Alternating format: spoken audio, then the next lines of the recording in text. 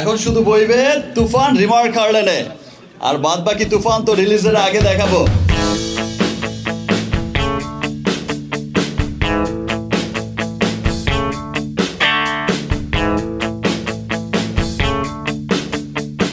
বাংলা চলচ্চিত্রের সুপারস্টার শাকিব খান নতুন পরিচয়ে আত্মপ্রকাশ করেছেন।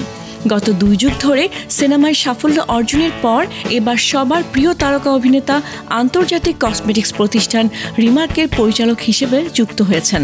একটা ভালোবাসার নাম হবে রিমার খার্লেন, একটা ভরসার নাম হবে রিমার খার্লেন, এবং সেটা আমরা সত্যি সত্যি দেখছি। আমি সেদিন বলেছিলাম যে বাংলাদেশের অর্থনীতিতে রিমার খার্লেন একটা বড় ভূমিকা রাখবে, সেটা হচ্ছে।